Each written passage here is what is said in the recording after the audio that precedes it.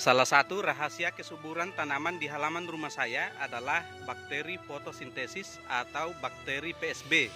PSB itu singkatan dari fotosintetik bakteria.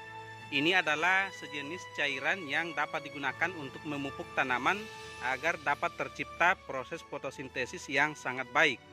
Bagaimana cara membuatnya dan bagaimana cara mengaplikasikannya serta apa saja manfaatnya bagi tanaman dan ternak, simak terus.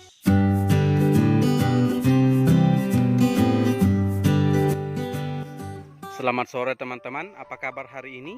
Semoga teman-teman semua berada dalam keadaan sehat dan bahagia. Salam organik. Bakteri fotosintesis atau fotosintetik bakteria merupakan bakteri autotrof yang dapat berfotosintesis. Bakteri fotosintesis memiliki pigmen yang disebut bakteria klorofil A atau B yang dapat memproduksi pigmen warna merah, hijau hingga ungu untuk menangkap energi matahari sebagai bahan bakar fotosintesis. Ini adalah bakteri fotosintesis yang saya sudah buat kurang lebih 2 minggu yang lalu atau kurang lebih 14 hari, dan warnanya sudah berubah menjadi merah. Warnanya bisa bermacam-macam, ada yang warna merah muda atau pink hingga warna ungu gelap atau ungu kehitaman. Ini warnanya kurang lebih antara merah muda dengan coklat atau ungu. Nah, untuk membuat bakteri fotosintesis kita hanya membutuhkan 2 macam bahan, yaitu telur. Teman-teman bisa menggunakan telur apa saja, telur ayam, telur entok, telur bebek, telur burung, telur biawak, atau telur apa saja. Kemudian bahan yang kedua adalah penyedap rasa atau micin. Teman-teman dapat menggunakan merek apa saja. Nah, untuk membuat ini, langkah pertama adalah kita pecahkan telur ini. Jadi 1 butir telur ditambah 1 sendok makan micin. Kemudian kita membutuhkan 3 botol air mineral seukuran 1,5 liter. Ini dia. Nah, saya akan pecahkan telur ini.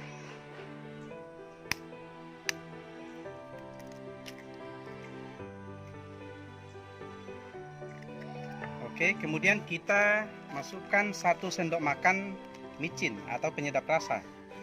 Teman-teman sekali lagi bisa menggunakan merek apa saja. Yang penting isinya adalah natrium glutamat. Oke, 1 sendok makan. Kemudian kita kocok sampai merata. Kita nanti akan membutuhkan air kurang lebih 3 liter. Air sumur, atau lebih bagus lagi kalau teman-teman menggunakan air kolam, terutama air kolam yang ikannya adalah ikan nila. Nanti akan kita butuhkan 3 liter. Kita isi ke dalam botol ini masing-masing 1 liter setiap botol. Saya akan kocok sampai merata dulu. Nah, ini sudah merata. Sekarang langkah selanjutnya adalah botol-botol ini akan kita isi air. Di sini sudah ada air sumur.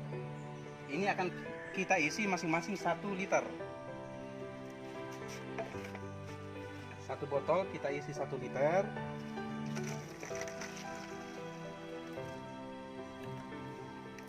Oke.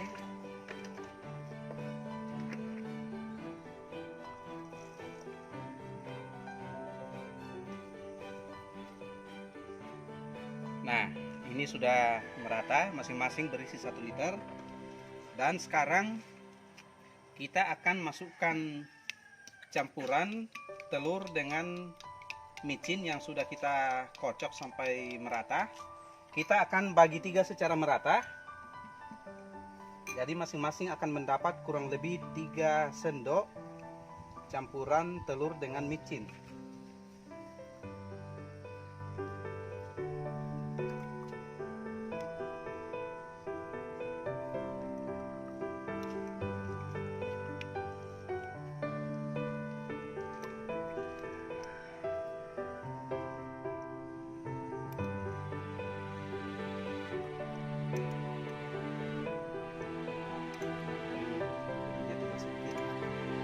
Hampir pas.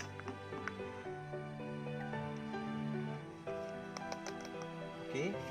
Jadi sekali lagi takarannya, kalau 1 butir telur dengan 1 sendok makan micin itu per botol mendapat kurang lebih 1 botol mendapat 3 sendok. Sekarang kita tutup rapat.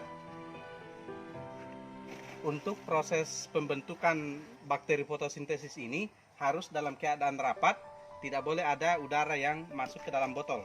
Nah, langkah berikut setelah kita masukkan larutan telur dan micin adalah kita kocok-kocok botolnya.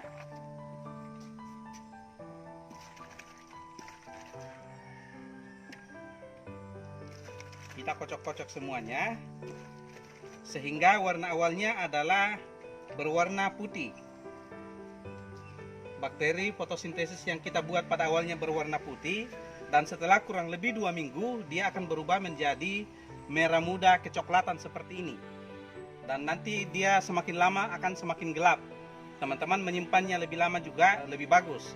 Ini bukan disimpan di ruang tertutup atau bukan disimpan di ruang yang terlindung dari matahari, tapi justru harus dibiarkan di tempat terbuka.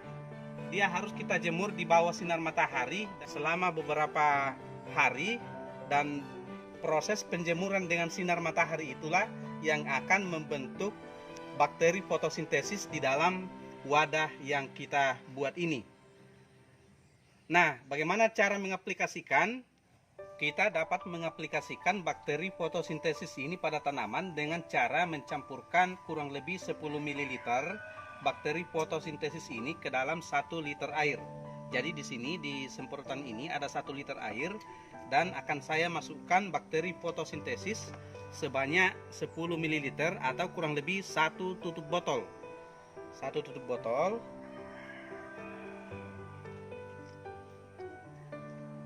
Nah, segini saja.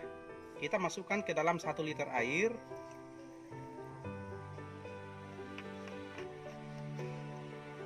Lalu kita tutup semprotannya